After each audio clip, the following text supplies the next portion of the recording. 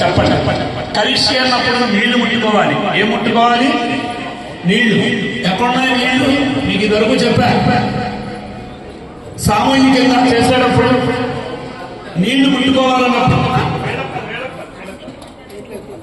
ముట్టుకోవాలన్నప్పుడు గోత్రనామాలు రాయించుకున్న వాళ్ళందరూ కుడి చెవి మీద ఇలా పట్టుకుని నేను చెప్పేప్పుడు కలిసి అన్నప్పుడు చూపండి రా అన్నారు. దిప్పారు. గురువు గారి కమండలం లేదు.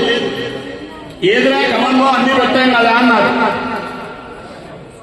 సంకల్పానికి ముందు ఇలా పట్టుకోవాలన్నారు కదా, అందరూ అలా పట్టుకుంటున్నారని చెప్తున్నాను. ఏదిరా చెమ్మంటే మీరే కదండి అక్కడ బయలుదేరినప్పుడు చెప్పారు ఎవరైనా పడిపోతుంటే జాగ్రత్తగా చూడమని. పడిపోతే లోపల ఏమన్నారు? గుర్రం గొద్దేసిందండి. ఆ గొద్దుని కింద ముట్టుంటుందండి. గుర్రం పట్టి కింద ఉట్టి గుర్రానికి కావాల్సిన ఆహారం లగేజ్ చిన్న లగేజ్ ఆ ఉత్తర వేసేవండి. ఆ గొద్దుని ఇంకా నన్ను ఎప్పుడు చేయలేదు అని పుట్టారు. కాబట్టి సంకల్పం అయ్యాక పట్టుకుంటాం. నదులు కలుసుకుంటాం. నమస్కారం కలిసి చెప్పండి. అందరూ ఒక దేవాలయంలో చేసే కార్యక్రమం కథల్లో చెప్పినట్టు గుర్తు. ఆ భక్తుల పేరెంట్ గుర్తులేదు.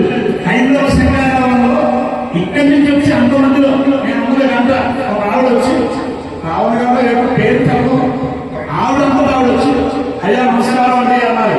హైందవ సంఘాలలో విజయవాడలో జరిగినప్పుడు ఇక్కడ ఎక్కడమ్మా ఏ ఊరమ్మా అంటే విశాఖపట్నం సుజాత నగర్.